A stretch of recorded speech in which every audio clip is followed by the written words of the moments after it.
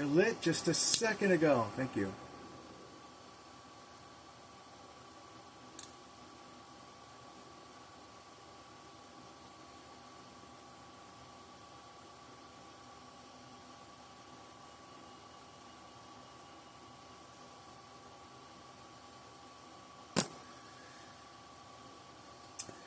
Hello, YouTube, YTPC.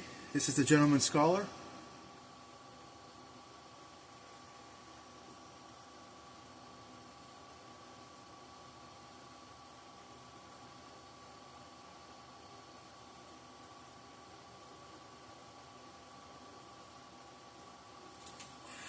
I'm feeling pretty proud of myself, so I decided that I was going to have a pipe. I guess it's sort of, I was feeling my oats.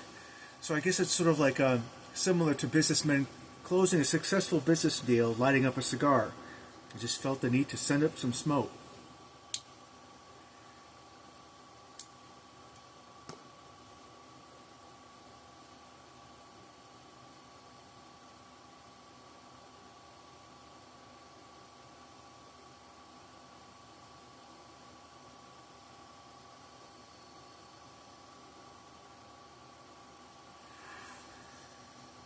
I started moving the old wood over to make room for the new wood coming in like later next month, which is sort of part of the rhythm of the household.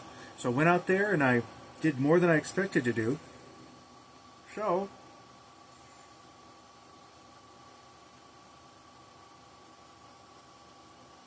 as the Brits say, I'm well chuffed.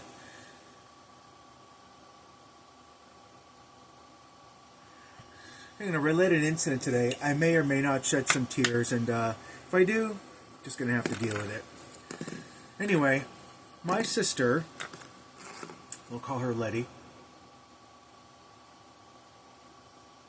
Oh, by the way, in my poker, I'm having fellow Gary's Papa Bear's Burley Morning Pipe. I think I won this off of a contest or something, and he sent me a sample of Burley Morning Pipe, and I can see why he likes it.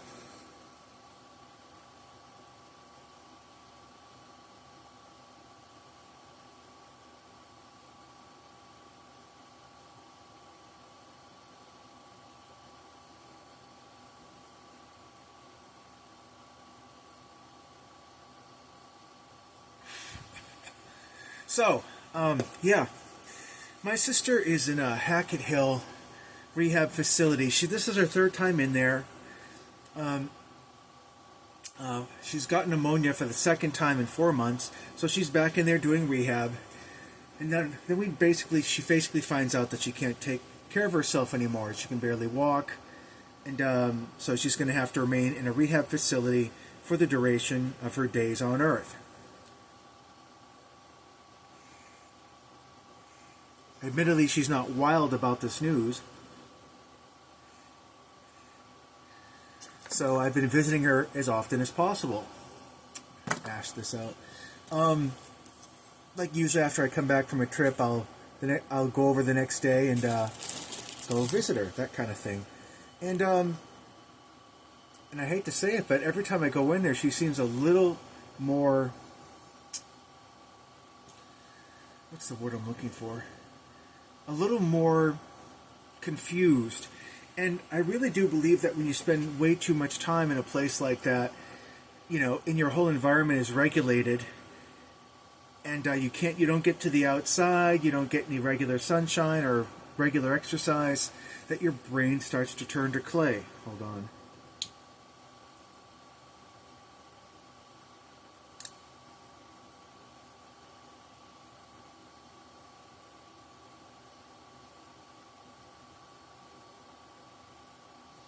This is one of the first pipes I ever purchased, by the way, in case you're keeping track.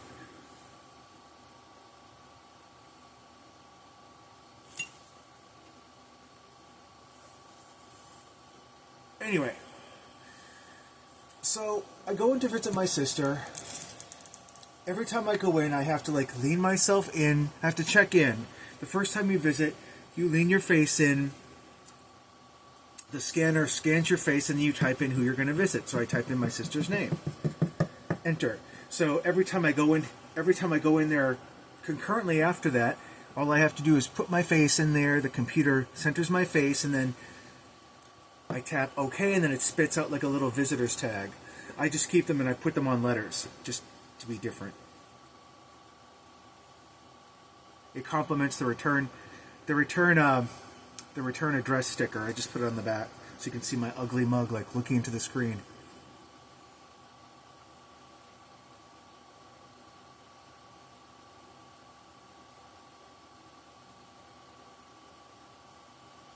So I got to thinking, it's been 5 months and a few days since Bill passed away. So last week I just had this weird urge, compulsion really,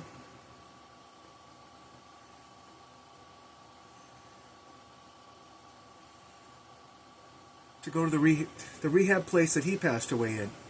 It's only like down the road a couple blocks, to be quite honest. You just have to go to like down a residential road and around the corner, and there it is, Villa Crest. So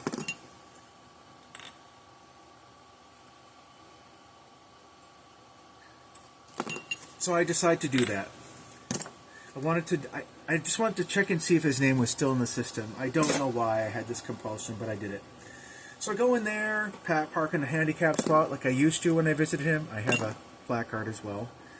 And as I go in, there's this old guy, there's this old timer, basically talking to the check-in lady, guy in a wheelchair. He would always do that back when I was visiting Bill on the regular. And so he was just there, shooting the breeze, passing the time. So I just leaned my face in, the computer centered in, and sure enough, Bill's name comes up. So I said, okay. I went to go visit his room. I walked around this army dude, short army dude. He had like, an army issue hat, hands in his pocket, a little stiff, but I remember him being there back about 5-6 months ago, back when I was visiting Bill on the regular.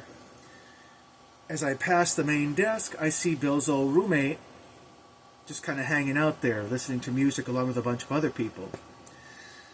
So I take a lift, go down to his room, in room 101. George Orwell, 1984 readers take note. So I look in there and I see, obviously Bill's name isn't on the door anymore. I see a new guy like out by the window, just kind of hanging out, looking out the window. That's basically Richard's new roommate. So basically, Bill's old roommate is still in the same room.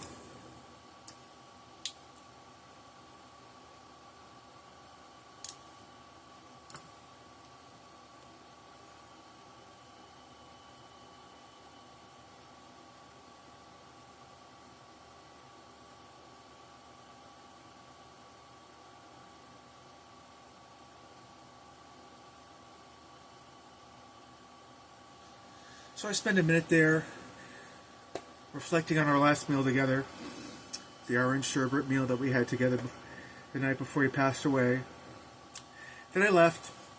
There's no reason for me to like linger there. I'm going around the corner again, and in the common room I see this guy in a wheelchair. He has like a knit pattern arrangement on the spokes of his wheelchair. I remember seeing that. I remember Bill remarking upon that when he was alive, and he was there working on a puzzle.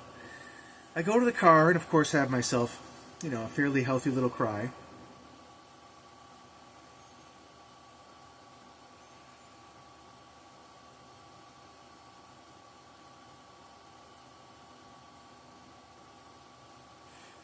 And I see this guy come out in his big motorized wheelchair. Door opens up. Big heavy guy. He was in the Marines once. I remember seeing him too, back when I was visiting Bill. So basically, I don't know exactly what I was looking for when I went to Villa Crest, because it was the last place my husband was alive. I don't know. I guess it was sort of akin to visiting a gravestone.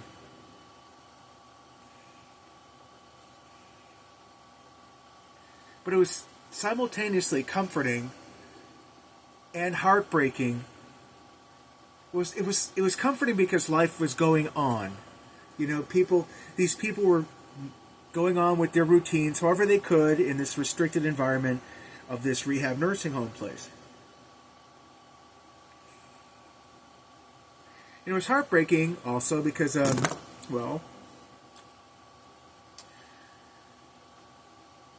the man that I loved wasn't there any longer. So, just came back home. I don't know why I did that. I'm glad I did it for that dichotomy of feelings. And I think when the 1 year anniversary comes up, I'm just going to leave some flowers at his door with his birth date and his death date. And, you know, the nurses, whoever they... By the way, I didn't see any familiar nurses when I was there. Anyone, which was kind of surprising. But then again, not really, because they're probably on a day off or whatever. But I'll probably leave some flowers there this coming October 20th. His birth date and his death date. The nurses can do with it whatever they want to. Maybe they'll put it in water. Doesn't matter. And by that time, Bill's name should be in his family headstone down in Attleboro, Mass. I'll leave flowers there too. I expect that to be happening once the winter thaw finally happens.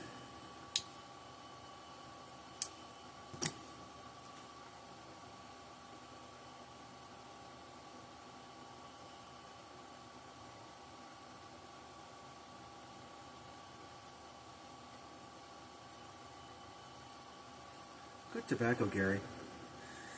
Anyway, so there's 3 things I'm going to have to do. Well, that's one of the things I'll do next year, but when the weather gets better, I have to take his ashes up to Mount Washington by the Cog Railway. Anyone who has ever been to New Hampshire, has ever done that, knows what I'm talking about.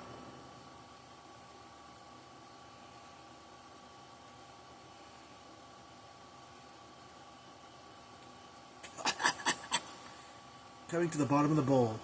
You can taste it. Take his ashes up to Mount Washington and then scatter them. It's very windy up there, very cold. Sometimes winter it's probably the coldest place in the United States, no lie. But we did that once a few years ago. It was on his quote-unquote bucket list. So we went up there and we saw it, and then of course we came down on the next Cog Railway down. He wanted me to take our friend Tara with us. So I'll get that booked. Scatter his ashes up there. Then,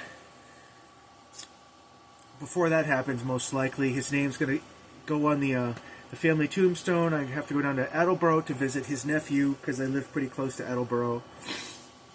And I guess that'll be a kind of closure.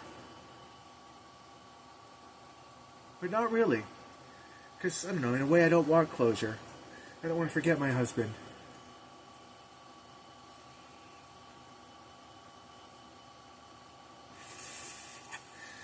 Every morning I take one of those votive candles. I guess not votive candles. I guess you could call it a tea light.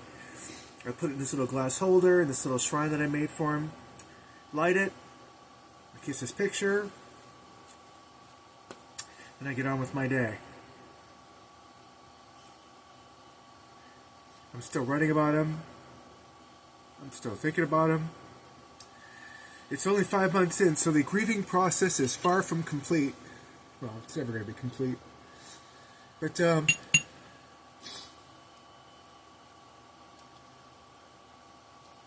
just dealing with it, I guess.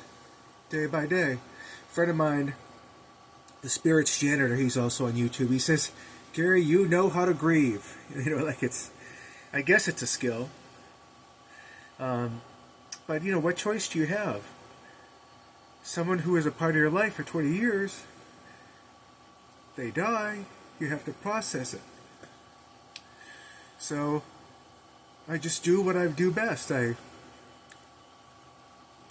open up my journal and I write furiously about them when I'm in the mood. I just examine all the feelings. I'm telling you, therapy, you don't need therapy if you have a notebook and a pen and you're willing to write honestly. It does you. No, you write to think. I guess that's the best way to put it. You write to think. You basically put out the words on paper. You're not talking to anyone but yourself. You're putting down all the stuff on a notebook, and it's just raw feelings, and it really helps a lot. So I'm writing to think, and it's done me a lot of good the last 5 months. Yeah, I think that's done. Yeah, whatever depression you have, whatever you're going through, I would highly recommend that you just get a notebook and just start scribbling away. And I'm not worried that anyone's going to see it because no one's going to be able to read my handwriting anyway. So, all right, folks, listen, it's going on 16 minutes. I better lock this down. Take care of yourself. Thanks for spending some time with me. And I'm going to try and make more regular pipe smoking videos. Of course, you know me, I do my book reports too. So between the two, you should see regular content from me. All the best, my friends. Take care. Keep smoking.